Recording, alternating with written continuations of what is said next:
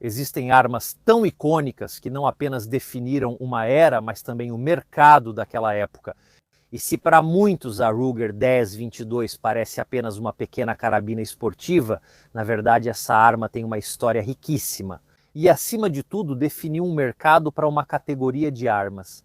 Olá a todos, eu como sempre sou Vladis para a História e sei coisas sobre tiro, e hoje essa é a arma que vamos analisar, a incrível Ruger 10-22. Ela tem uma história muito rica, uma mecânica surpreendente na sua simplicidade de soluções. E soube entender o mercado americano e internacional, tornando-se um pouco a rainha das carabinas calibre 22 semiautomáticas. Vamos ver exatamente como e por que ela nasceu para entender essa arma. Para entender a Ruger 10-22, precisamos primeiro começar pelo criador, que leva o nome William Ruger, uma coisa muito importante.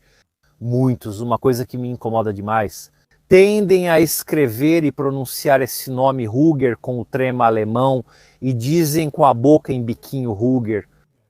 Então, eu sei que o sobrenome tem origem alemã, mas o cara era super americano de Nova York. Os pais não falavam alemão, os avós também não falavam alemão. Eles tinham chegado à América há gerações e gerações, antes já eram americanos. Poxa vida, sério, igualzinho aos Yankees de Nova York, então Ruger, até porque ele sempre se chamou assim mesmo, sem os dois pontinhos. Aqui em cima há muita confusão nesse sentido, vamos esclarecer isso de uma vez por todas. William Ruger nasceu em 1916 em Nova York justamente, e desde o começo era profundamente apaixonado por armas de fogo. Ele terá uma grande paixão e isso pode ser visto um pouco justamente nos seus produtos, os produtos com os quais ele terá sucesso, que ele amará muito. Armas de fogo. E pensem, por exemplo, ele estudava na universidade na Carolina do Norte e, em vez de se divertir, talvez, com seus colegas, ele estava mais interessado em ficar em um porão modificando armas de fogo. Em particular, ele fez um primeiro trabalho muito interessante, onde pegou uma das primeiras armas que teria muita influência nesse design, ou seja, uma carabina Savage 99. Essa Savage 99 era uma carabina de alavanca que tinha um carregador muito particular, que em vez de ser, por exemplo, em formato de poço, como normalmente pensamos, era um carregador rotativo. Na verdade, a invenção do carregador rotativo deve ser atribuída a um certo Otto Schönauer. Você já ouviu falar dele? Esse sobrenome combinado com Mannlicher, como nos fuzis Mannlicher-Schönauer, esse sistema rotativo do carregador foi justamente o adotado pela Steyr, depois que ela basicamente começou a abandonar os pacotes do tipo Mannlicher. Todos conhecemos bem o carregador Mannlicher usado no Carcano. Bem, para muitos, falando militarmente, no final do século XIX e início do século XX, não gostavam totalmente dele, talvez gostassem dos fuzis Mannlicher, a ação Mannlicher, mas não o sistema de carregamento Mannlicher. Então, para muitas nações, a primeira que me vem à mente é a Grécia. Nesse momento, oferecia como alternativa o sistema de carregamento Schönauer, um carregador que gira, que tem essencialmente o que poderíamos descrever de forma bem resumida como um tambor de revólver que, à medida que apresenta as munições, parece uma grande complicação, mas tem suas vantagens, tem grandes vantagens. Especialmente quando se trata de alimentar corretamente munições que possuem uma borda saliente. Vimos, por outro lado, como armas que têm uma borda saliente e que precisam ser alimentadas por carregadores tipo caixa têm dificuldades. Pensem no famosíssimo, os fãs mais antigos do canal vão se lembrar, o interruptor dentro do carregador do Mosin Nagant. Complicação inútil. Então, complicando um pouco de outro lado, Schönauer, na verdade, resolvia esse problema. Sim, você tinha um elemento de rotação que pode parecer exageradamente complicado, mas também tinha uma alimentação excelente quando esse sistema funcionava. O que Bill Ruger faz com aquela Savage 99 que apresentava esse carregador, ele a transforma em semiautomática, a transforma em semiautomática. Aliás, essa conversão dele, esse modelo que ele converteu para semiautomática, ainda está preservado no Museu da NRA, então pode ser visto, é muito interessante. Há também vídeos circulando onde justamente essa arma é apresentada. Ele enviou esse projeto para a Savage, que não estava nem um pouco interessada. Bill Ruger vai ver a porta se fechar na sua cara. Muitas vezes, antes de conseguir alcançar o sucesso, ele continuava interessado em armas de fogo. Em determinado momento, ele herda $10.000, uma quantia alta para a época. Ele se casa, faz muitas viagens, gasta um pouco do dinheiro e quando volta para os Estados Unidos acaba trabalhando primeiro para a Springfield Armory, mas lá também não terá muito sucesso. Depois ele contará que, segundo ele, encontrava muita oposição, muito conservadorismo por parte das autoridades militares durante a Segunda Guerra Mundial. Ele vai trabalhar, na verdade, para a Auto Ordnance, a empresa que fabricava o Thompson, empresa para a qual ele projetará uma metralhadora que será testada, mas que também não será adotada. Agora ouvimos, desse ponto de vista, apenas o lado de Bill Ruger, que ficou muito irritado dizendo que a invenção dele era genial e que os outros não entendiam nada. O fato é que ele acaba ficando quase pobre, porque termina trabalhando em uma oficina por $20 por semana, que hoje parecem muito pouco, e mesmo na época não era muito dinheiro. Enquanto tenta lançar outras empresas, ele tenta criar uma empresa que produzia ferramentas e furadeiras, inclusive de boa qualidade, mas que não teve sucesso. Infelizmente, ele fracassa no seu negócio. A sorte, porém, vai chegar para ele aos 32 anos, o que é curioso para mim, porque eu tenho 32 anos neste momento. Porque aos 32 anos ele conheceu melhor seu vizinho, um excêntrico e rico pintor, artista e colecionador de armas de fogo. Um certo Alexander Sturm, também descendente de imigrantes alemães, eles se juntam porque Ruger tem a ideia de produzir uma pistola semiautomática para o mercado esportivo americano. Sturm gosta dessa ideia, até porque a pistola que eles vão produzir lembra muito algumas linhas clássicas, como a Luger ou a pistola japonesa Nambu. Lembremos que estamos pouco depois da Segunda Guerra Mundial. Essa pistola famosíssima vai se tornar depois a Ruger Sturm, uma arma que, inclusive, há algum tempo, alguns anos atrás, vimos aqui no canal. Se vocês quiserem recuperar esse vídeo, podem clicar bem aqui. Aqui, deve aparecer agora algo clicável. Foi uma arma de grande sucesso, não só pelo design estético muito clássico, mas também porque tinha um preço muito competitivo. Pensem que a outra pistola que ocupava o mesmo segmento de mercado, a Colt Woodsman, custava na época $60. Bill Ruger vendia sua Ruger Standard por 37, então pouco mais da metade do preço da concorrência direta. Como ele conseguia um preço tão baixo? Dois princípios fundamentais, basicamente: simplicidade construtiva e uso inovador, na medida do possível, de materiais. Bill Ruger investe muito nas novas técnicas de produção. A Segunda Guerra Mundial foi um período de muitas experiências. Pensemos no uso extensivo no âmbito militar da chapa metálica, na introdução de novos materiais como o alumínio. Bill Ruger, em particular, aperfeiçoou para o setor de armamentos uma técnica de fundição de aço e alumínio. E a chamada microfusão a cera perdida, literalmente, era feito um molde de cera no qual se podiam obter detalhes muito precisos, detalhes muito perfeitos, e também com a metalurgia adequada. Ele sabia fundir o aço e o alumínio de uma maneira excelente, tanto que eram muito bons em fazer essas fusões, justamente de aço e alumínio, que Bill Ruger vai inaugurar. Primeiro uma e depois duas empresas subsidiárias. Era isso que faziam, produziam peças também para ele, mas também produziam para o mercado em geral, para qualquer um que precisasse, peças feitas com essa técnica. Tanto era o sucesso dele, e é preciso dizer que ele ganhou muito dinheiro, o dinheiro para os investimentos seguintes realmente veio dessa empresa. Ele era bom em vender armas, naquele momento tinha encontrado o seu caminho, mas boa parte do dinheiro forte vinha justamente dessa grande capacidade de engenharia dele de produzir essas peças. Bill Ruger sempre dizia que é preciso entender o próprio mercado, e um dos motivos do seu sucesso ele atribuía ao fato de que ele mesmo era um entusiasta. Vejam, durante a Segunda Guerra Mundial, o exército americano introduziu uma arma bastante inovadora que as outras nações naquela função não tinham. Estamos falando da famosa carabina M1, a qual espero dedicar um vídeo o mais breve possível, até porque eu sei quem a possui e só precisamos combinar para finalmente conseguir filmá-la. Foi uma arma muito inovadora, foi uma arma que foi fornecida para quem normalmente teria uma pistola, para ter uma arma de, poderíamos dizer, autodefesa. de certo modo, uma arma de defesa pessoal, uma carabina que não pesava nem 3 quilos, mas tinha uma munição suficientemente potente para poder atirar a 50, 100 metros.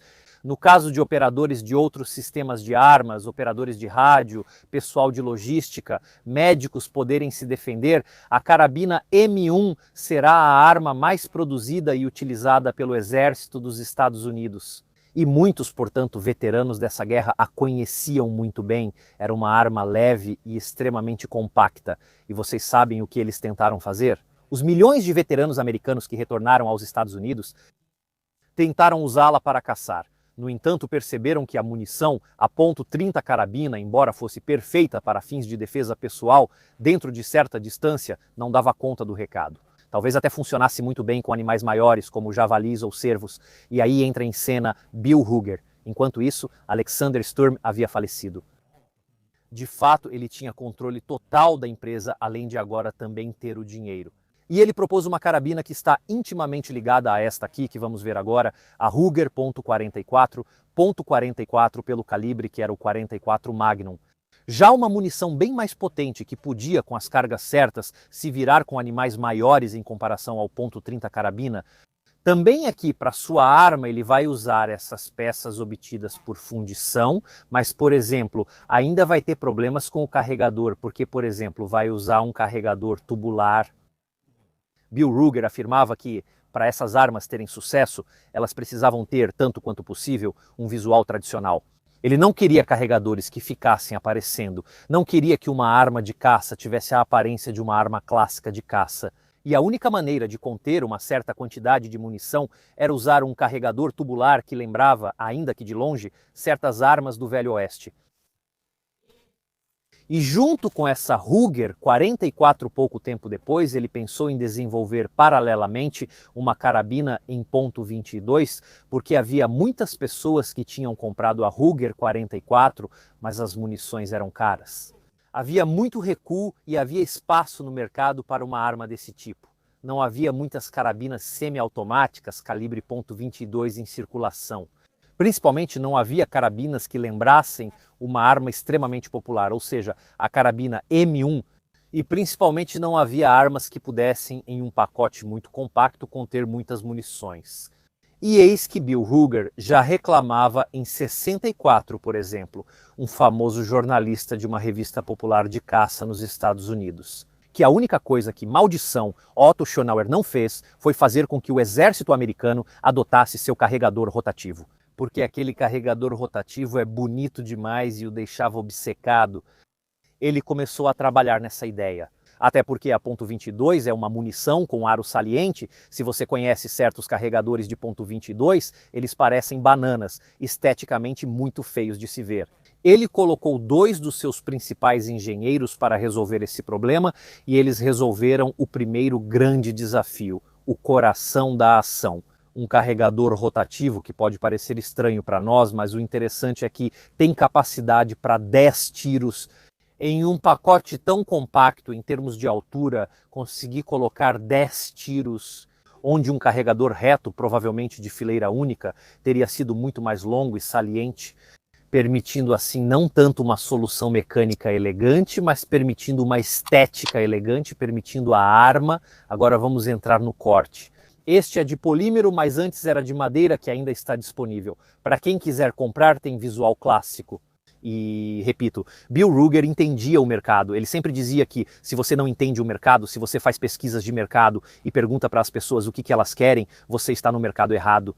Você precisa sentir o que as pessoas querem, e ele entendia isso por instinto, percebendo que desejavam um visual clássico. E esse carregador, mais do que uma necessidade mecânica, atendia exatamente à necessidade desse visual de esconder o carregador dentro da arma, mantendo boa capacidade. A Ruger 1022, onde 10 é o número de tiros no carregador e 22 é o calibre, assim se juntava a Ruger 44.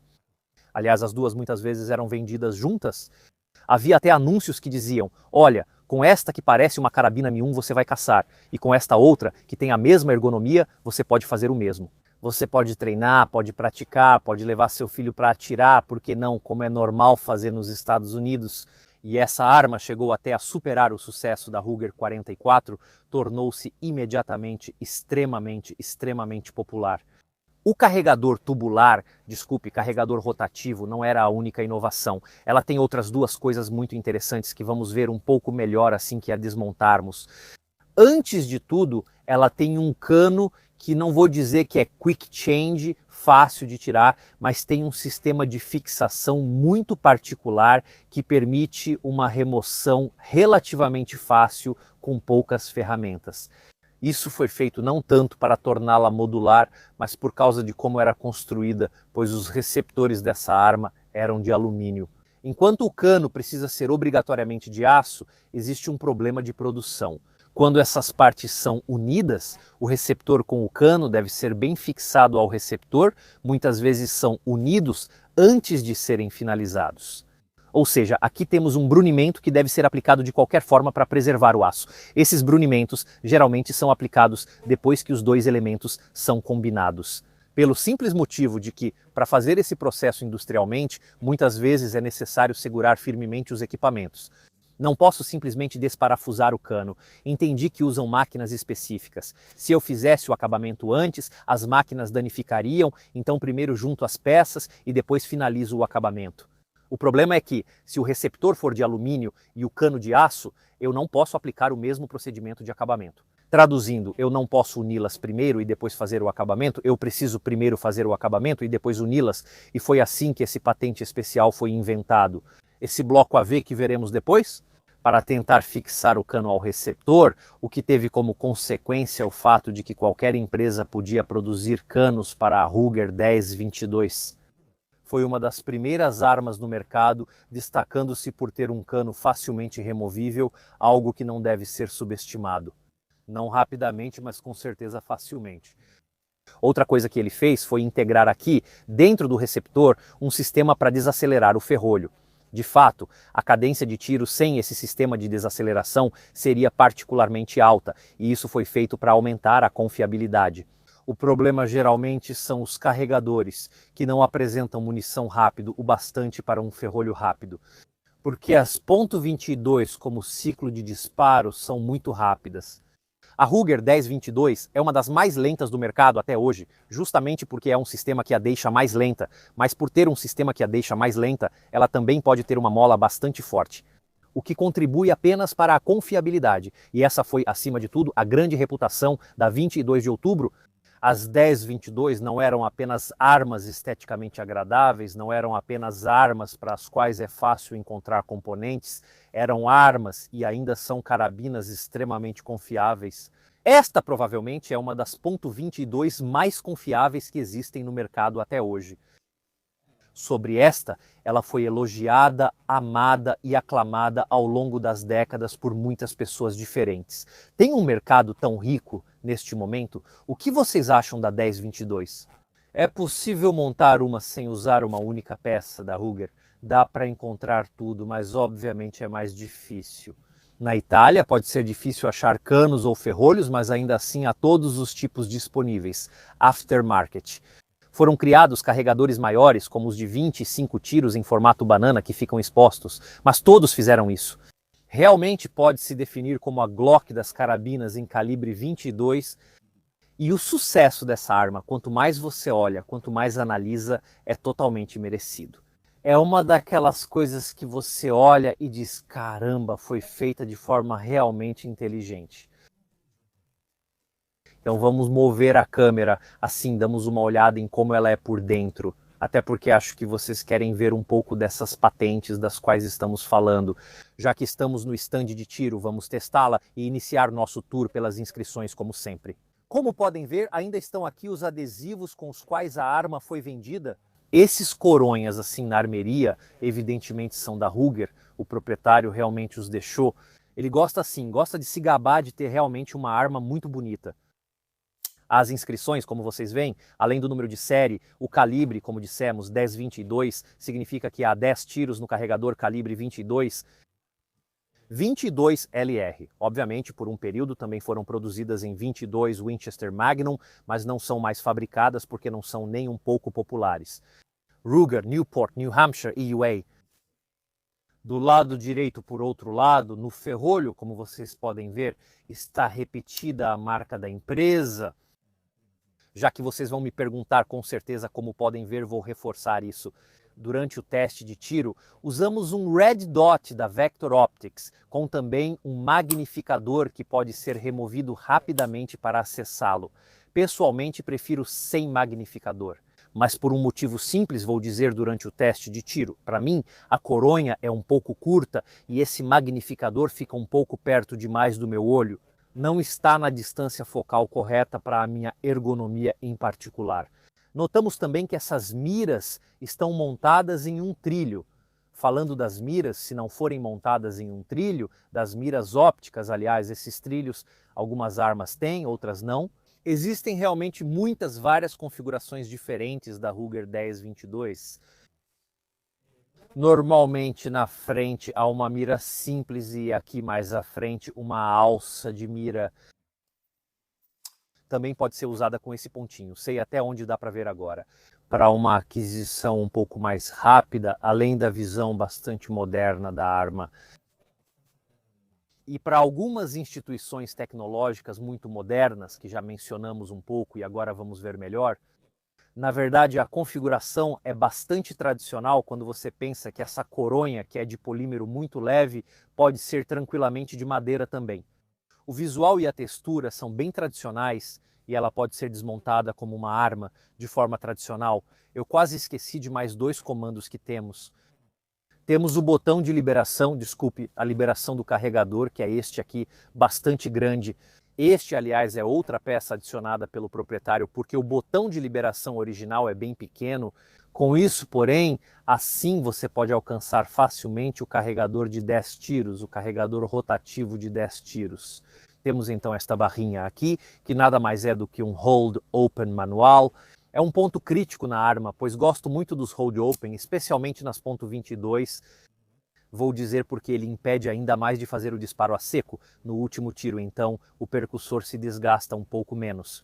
Em teoria, temos então muito classicamente uma trava de segurança por botão. Nessa posição, a arma não pode disparar, enquanto se for empurrada, digamos agora, em direção à câmera pelo lado esquerdo, você vê que então aparece um pequeno anel vermelho.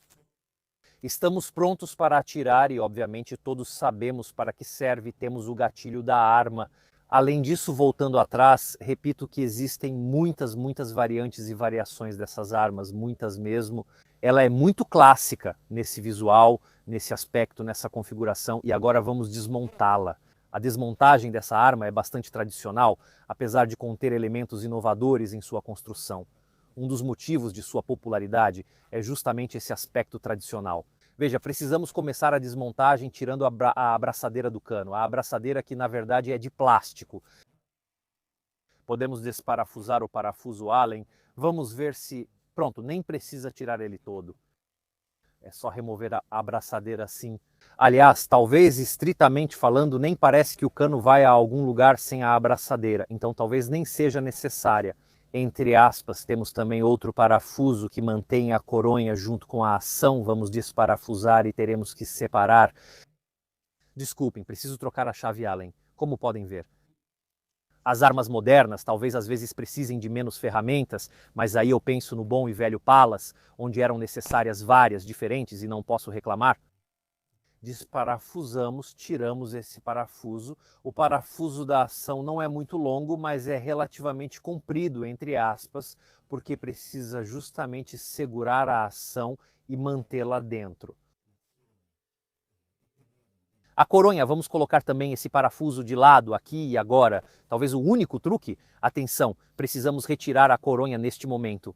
Mas a trava de segurança bloqueia a passagem, por exemplo. Se tivermos armas de madeira, atenção, porque é possível danificar a arma nesse processo. O truque é que a trava de segurança deve ser colocada mais ou menos em uma posição intermediária. Não é que ela encaixe perfeitamente, você pode deixá-la mais ou menos em uma posição um pouco intermediária e dessa forma tudo poderá sair para fora. Aqui está, dessa forma passa, como vocês podem ver. Vamos dar uma olhada apenas na coronha, como vocês podem ver. Aqui é literalmente uma peça única de polímero. Dá para ver justamente a junção, onde as duas metades que foram feitas de plástico foram unidas. Obviamente aqui existem muitas coronhas, há kits de madeira, de polímero, tem até kits para transformá-lo em bullpup, uma heresia, mas realmente a Ruger 1022 é uma das armas mais personalizáveis que existem no mercado, não estou exagerando ao dizer isso. Realmente, a Glock, o R15 ou o Kalashnikov das carabinas calibre 22, vamos ver um pouco melhor a ação real da arma. Como vocês podem ver, aliás, é curioso, se pensarem bem, a arma nessa condição pode disparar normalmente. Todas as partes mecânicas da arma estão neste conjunto, por isso, por exemplo, também há conversões, digamos, versões da 22 de outubro que parecem pequenas metralhadoras, essencialmente porque toda a ação da arma está aqui. Esta arma, nesta condição, neste momento, pode realmente disparar e, nesse sentido, também se adapta muito bem. Mas vamos começar a ver uma das primeiras características muito interessantes, que é este bloco. Aqui vocês veem que há este bloco com este V e dois parafusos, isso é o que prende o cano ao cano. Dessa maneira, é possível apertar o cano, que é de aço, é possível apertar e fixá-lo no receptor, que é de alumínio. Isto não é aço, isto é alumínio muito leve. E como dissemos, era necessário um jeito de conectar os dois, porque não podiam ser finalizados juntos. E então, na verdade, com esse sistema, podendo conectar o aço ao alumínio com bastante facilidade, esse problema foi resolvido. Que, repito, era um problema puramente de produção, era um problema para reduzir os custos, receptor de alumínio, que depois isso tenha resultado no fato de que o cano da 1022 é relativamente fácil de remover, é outra história. É um bônus, é uma vantagem, mas a verdadeira vantagem era puramente do ponto de vista, digamos industrial. Notamos também uma coisa bastante peculiar. O carregador, para entrar na parte de trás, tem essa ponta e há um encaixe correspondente que, como vocês podem ver, se move dessa maneira. Uma liberação bastante peculiar, se pensarmos bem, do carregador, mas isso permite carregadores também de forma e dimensões típicas, porque o carregador, na verdade, em sentido estrito. Agora, naquele tipo de coronha que vimos, ele precisa necessariamente entrar reto, mas como vocês podem ver, se tirarmos a ação da coronha, em teoria, esses carregadores podem ser encaixados e colocados tortos, entre aspas, podem ser quase inseridos de lado, entre aspas. Não 100%, não exatamente, mas existe uma margem onde se pode trabalhar, pode se tornar esse carregador mais largo, mais estreito e assim por diante. De qualquer forma, ele se encaixa centralmente, ou seja, versatilidade. Você pode fazer carregadores de diferentes formas e tamanhos, não há obrigação de usar esse rotativo inicial aqui. Não sei se estou me explicando, já que ele se encaixa no centro e há espaço para isso. Eu poderia fazer um carregador mais grosso, poderia fazer um carregador mais estreito, enfim, grande versatilidade desse design. Para continuar a desmontagem, na verdade, precisamos remover o mecanismo de disparo. O mecanismo de disparo que é segurado por esses dois pinos, vamos tentar removê-los. Aqui está uma que sai, o outro pino. Agora vamos tirá-lo também, vamos ver se ele quer sair. Desculpe, mas não.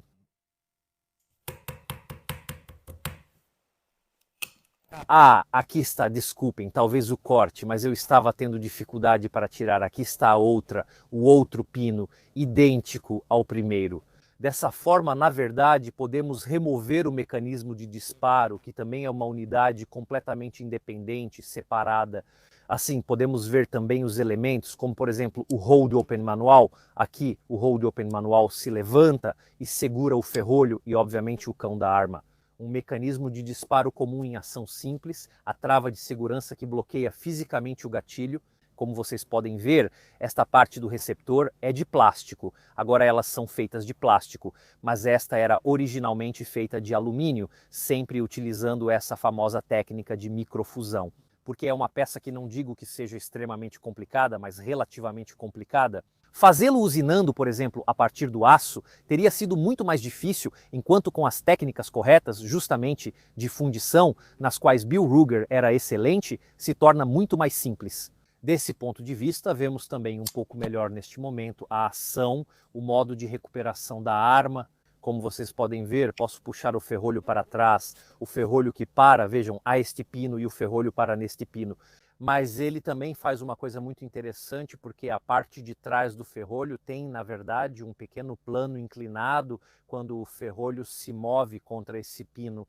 Na verdade, no último trecho do seu curso, ele precisa literalmente se mover um pouco na vertical.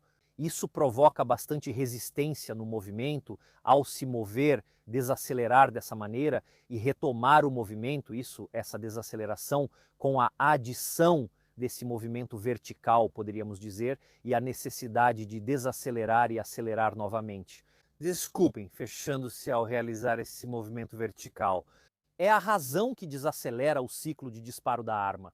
Um dos motivos pelos quais essa arma é muito confiável é que a cadência de tiro é reduzida. Isso basicamente alcança duas coisas. Uma, se a velocidade cíclica fosse muito alta, eu precisaria de um carregador igualmente rápido. Uma limitação da cadência de tiro das armas ou dos carregadores é que muitas vezes o carregador não tem tempo de apresentar. De elevar a próxima munição, que é mais lenta do que o próprio ferrolho, para finalizar, para não fazer um carregador muito complicado ou com uma mola excessivamente forte, uma das soluções é desacelerar o ferrolho. Porém, ao desacelerar o ferrolho, posso colocar uma mola forte atrás dele, o que fará com que a arma feche, em muitas condições, em inúmeras condições diferentes. Se eu usar uma munição fraca, o ferrolho se abre, se abre, se abre, é um pouco desacelerado e depois se fecha. Então funciona com a munição fraca, mas se houver uma munição forte, essa desaceleração final vai mais a fundo. Só para esclarecer, não sei se estou me explicando bem. E a mola fica mais comprimida e volta para a posição com mais força. Agora usei muitas palavras para explicar, mas entre aspas é mais ou menos isso. Um sistema um pouco autorregulável, né, no sentido de que a força desse fechamento, o funcionamento se autorregula um pouco com esse sistema de atraso e funciona muito bem com munições menos potentes e também lida bem com aquelas um pouco mais potentes, que de outra forma recuariam demais o ferrolho. Então,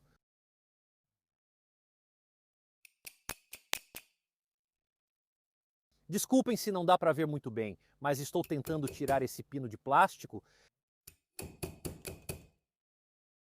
Vamos ver como ele desliza para fora daqui. Aqui está, aqui está.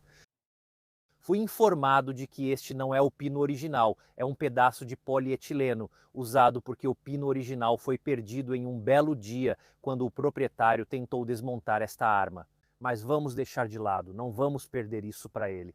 Mesmo se perdermos, vejo que ele lidava bem com isso. Só nos resta o ferrolho, na verdade, neste momento está um pouco difícil de tirar, precisamos segurar a alavanca de carregamento para trás e o ferrolho. Neste momento, se colocarmos o dedo dentro, ele se levanta.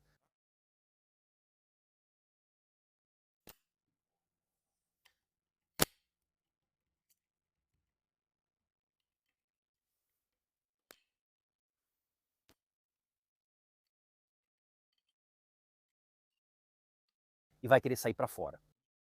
Aqui está.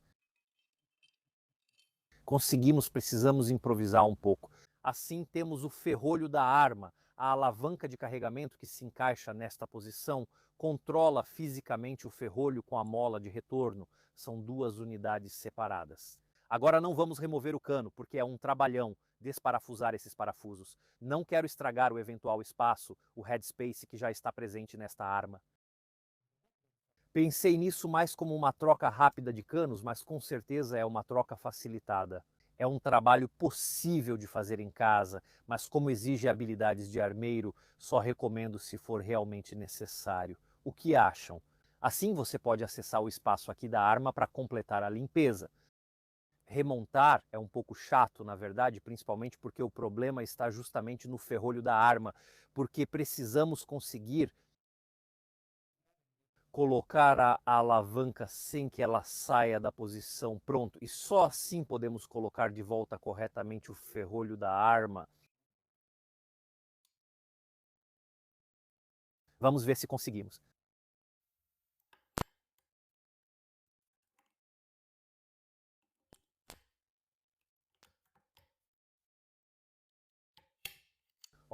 Parece menos complicado do que eu temia. Dá para fazer esse movimento tranquilamente?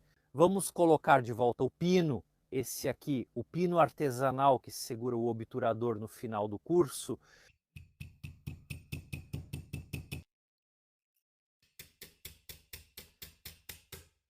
Desculpem se não viram tudo, mas quem nunca filmou a desmontagem de armas não imagina como é complicado fazer isso diante de uma câmera. Às vezes precisamos segurar. Eu estou bem longe com o corpo, né? Ou seja, as mãos, essas são minhas mãos totalmente esticadas. É um pouco difícil fazer as coisas com as mãos tão esticadas assim. Mas voltando ao assunto, já que quase terminamos, podemos recolocar o conjunto do gatilho. Seus dois pinos que o mantêm na posição.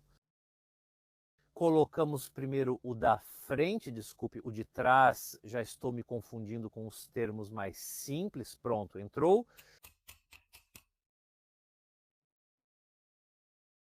Vamos colocar também o da frente, esse também entra com bastante facilidade. Desse ponto de vista, o de trás é um pouco mais apertado do que o da frente, falta esse. Simplesmente neste momento, vamos garantir novamente que o trava esteja na posição intermediária, senão a ação não acontece. Pronto, é um pouco difícil segurar, mas é assim que se faz. A ação da arma passa para a coronha.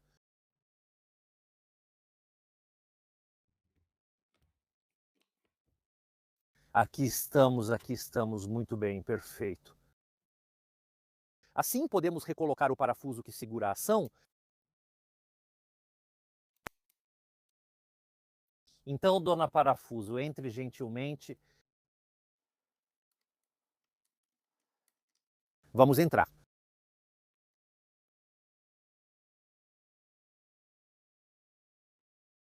Mas estou usando, hein? Talvez eu não esteja usando a certa.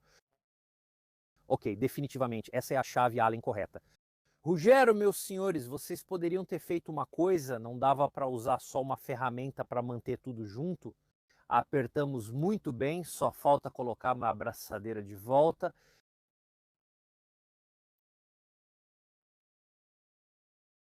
A abraçadeira, que podemos apertar com a outra ponta que temos disponível.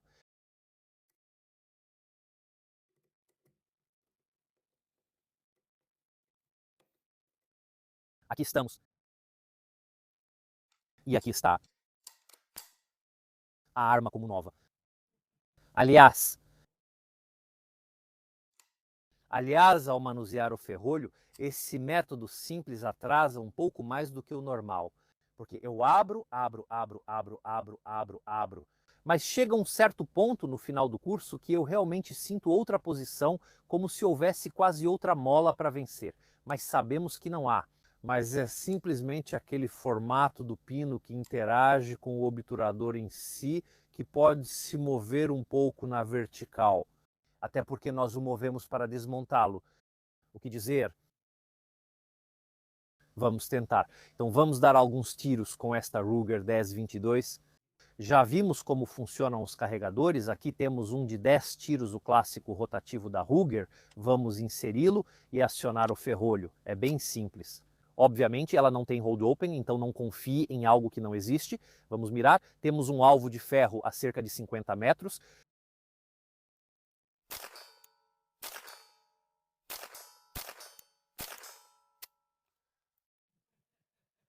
Podemos remover o carregador. Agora, essa alavanca de liberação que o dono colocou, repito, porque essas armas são altamente customizáveis, não me deixa tão empolgado assim.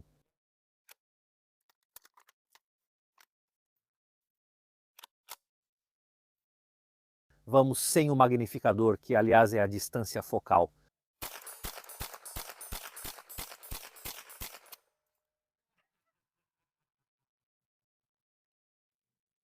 Preciso dizer que agora não estamos tão longe, pois a 50 metros qualquer atirador consegue acertar um alvo, um ferro. Mas tenho que dizer que, por enquanto, em termos de precisão, não está nos decepcionando em nada, e principalmente quanto à confiabilidade, também não está nos decepcionando em nada. Aliás, lembro a vocês que uma das maiores qualidades pelas quais essa arma foi elogiada inicialmente foi justamente a confiabilidade. Então, primeiras impressões.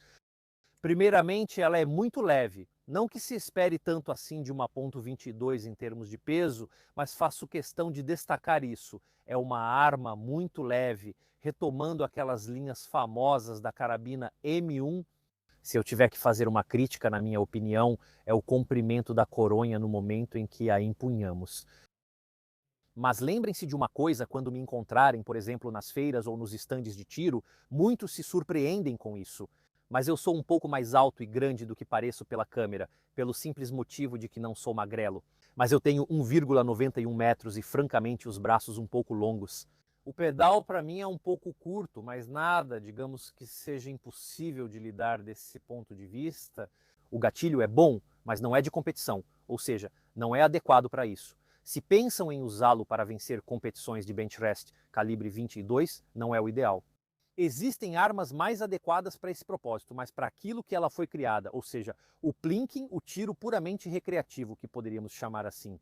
E obviamente onde é permitido a caça de pequenos animais, onde se pode caçar coelhinhos, esquilos. Levíssima, muito confortável, rápida na aquisição e nos movimentos. Vamos recarregar e nos divertir mais um pouco.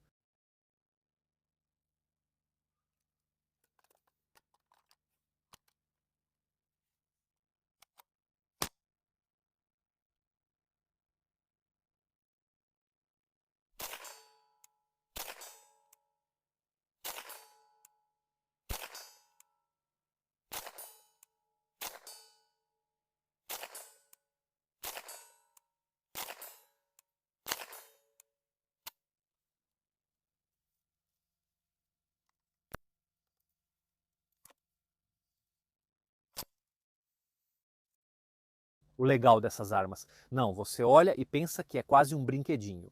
Mas toda pessoa que vai atirar esportivamente, sem falar daqueles que realmente precisam usar armas de fogo, apreciam muito quando uma arma é leve e fácil de transportar. Até porque, por exemplo, a gente vem ao estande de tiro de carro, né, transportando a arma.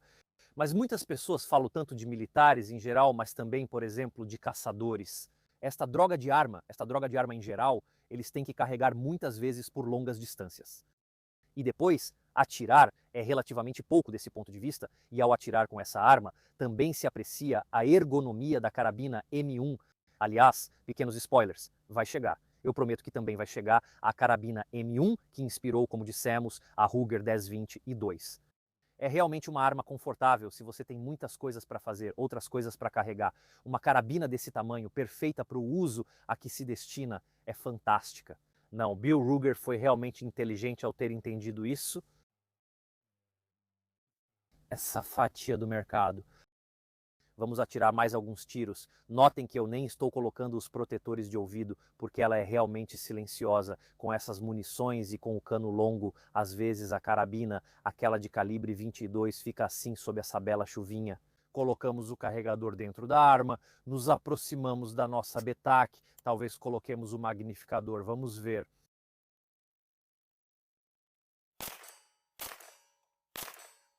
Ah,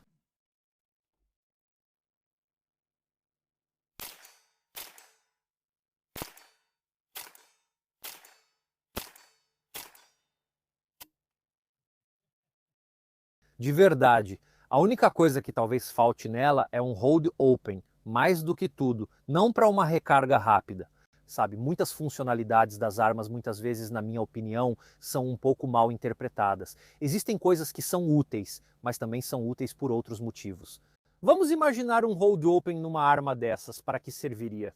Vocês acham que recarga rápida é importante, mas ignoram o hold open por influência dos videogames?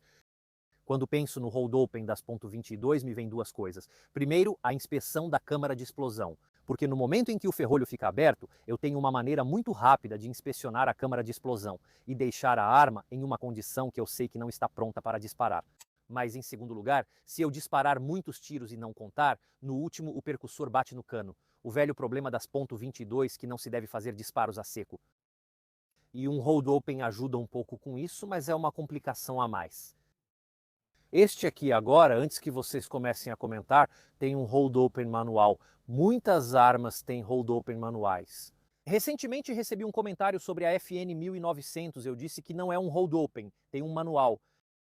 Sim, não é tão útil. No fim, serve só para evitar o clique no último disparo. Mas claramente tenho uma pequena alavanca, como vimos deste lado, que posso pressionar para dentro e deixar assim o ferrolho em uma condição aberta.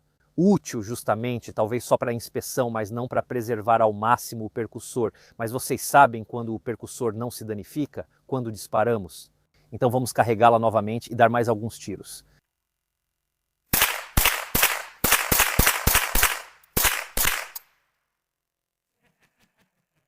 Aqui estamos com o bom Matheus, como sempre viciado em canhotismo, que também vai dar a opinião dele, sobre como se manuseia essa arma com as mãos invertidas, como o diabo gosta. Com as mãos se manuseia. E eu conheço muito bem essa arma.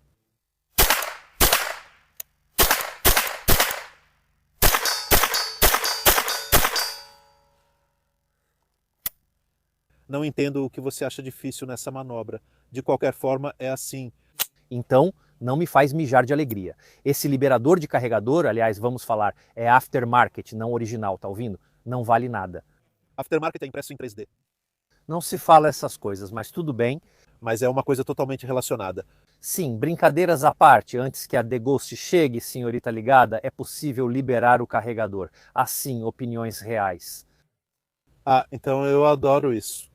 Essa arma foi comprada por indicação minha para uma pessoa que queria comprar uma arma para começar a atirar com uma carabina. Eu disse para ele: você precisa de uma arma que tenha um preço justo, seja confiável, tenha um ótimo custo-benefício, ótimo suporte e disponibilidade de peças. E que dispare um calibre que não seja caro. 22, Rudia 10, 22. Essa arma nova você encontra por menos de 450 euros. Tranquilamente, sim. A garantia Ruger, das melhores do mercado. Talvez a melhor. Sim, elas têm um custo, pois isso realmente faz diferença. Existem empresas que têm um bom e um mau atendimento ao cliente, eles também são bastante famosos pelo atendimento ao cliente, são famosos. Somos do tipo, vamos consertar para você, aconteça o que acontecer. Sim, é muito leve. Acho que pesa pouco mais de 2 quilos. Nem sei se chega a 2 quilos. É uma carabina feita para qualquer um, para garotos que querem plinking, mas na Itália não pode. Mas a ideia era essa, se você quiser caçar esquilos... Absolutamente. Quando você precisa de algo que atire pequeno, atire rápido, sem frescura, podemos dizer que sim. Sempre fui fascinado por ela, não sei porquê, só agora consegui encontrar uma, mas é uma arma que sempre apreciei muito. Mas vale mesmo, de verdade. Às vezes é difícil encontrar algo superlativo para dizer, mas realmente é uma arma que definiu um padrão. Para mostrar o quanto ela é modular. O trilho Picatinny aqui também é impresso em 3D. Absolutamente só os encaixes, sim, encaixes, porque tudo pode ser trocado. Você pode transformá-la em bullpup se quiser usar, dá para fazer de tudo com ela. Eu adoro ela e o gatilho nem é ruim. Não mesmo, para ser uma .22 semiautomática de plinking, é muito, muito, muito divertida. Na minha opinião, é a arma perfeita para o iniciante.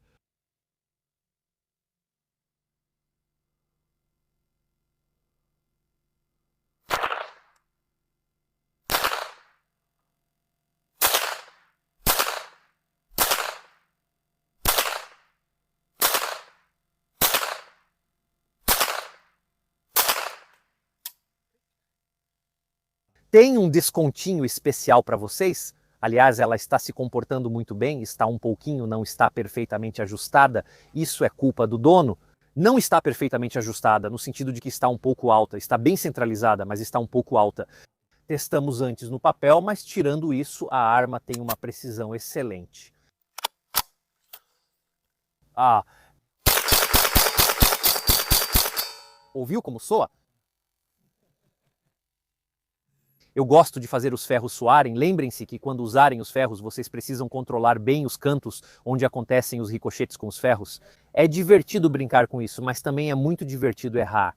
Dito isso, o que posso dizer? A Ruger 1022 é realmente uma carabina fantástica. Eu, neste momento, já tenho uma carabina em calibre 22 que não é uma Ruger.